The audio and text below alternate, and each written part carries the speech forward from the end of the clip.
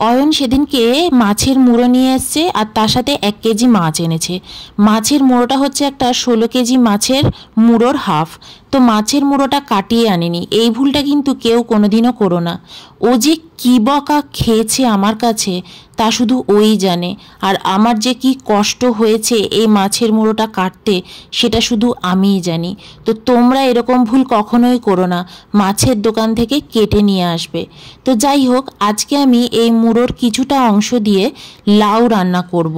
আর দেখো এই যে মুড়োটা আমি মানে যেটুকু লাগবে একটুখানি ভেজে রেখে দিয়েছি, তার সাথে 2 টুকরো মাছ ভাজাও করে রেখেছি। আগের দিনের পেঁয়াজ ডাল রয়েছে সেটা দিয়ে খাবো বলে। তো এখন লাউটা রান্না করব। মশলাটা বেটে রেখেছি, এখানে জিরে, মৌরি, আদা আর কাঁচা লঙ্কা বাটা রয়েছে। আর এখানে দেখো মাছটা আমি যেখানে ভেজে নিয়েছি কড়াইতে, তার মধ্যেই আমি শুকনো লঙ্কা, তেজপাতা ফোড়ন দিয়ে মশলাটা কষিয়ে নিচ্ছি। আমি আলাদা করে আর অন্য কোনো মশলাই এর মধ্যে অ্যাড করব না। শুধু যখন লাউটা রান্না হয়ে যাবে তখন আমি এর মধ্যে পেঁয়াজ ভাজা ফোড়নে দিয়ে দেব, পেঁয়াজ আর জিরে ভাজা। তো এই দেখো আমি করে নিচ্ছি। তো এটা একদম লাস্টে ফোড়নে দেব।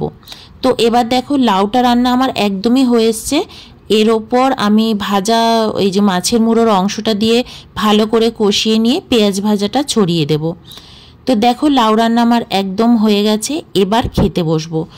আজকের মেনুতে রয়েছে এই লাউ ঘন্ট আর পেঁয়াজ দিয়ে মানে পেঁয়াজ ভাজা দিয়ে আমি আলু ভাতে মেখেছি, আর মাছ ভাজা, আর এই হচ্ছে ডাল। এই ডালটা কালকের করা, পেঁয়াজ দিয়ে মুসুরির ডাল, আমার ভীষণ ফেভারিট। তো এই দিয়েই আজকে আমরা খেয়ে নেব। আলু ভাতেটা এত সুন্দর মেখেছি কি বলবো। তো যাই হোক, খেতে খেতে আবার তোমাদের সাথে পরের ভিডিওতে আড্ডা মারবো। চলো।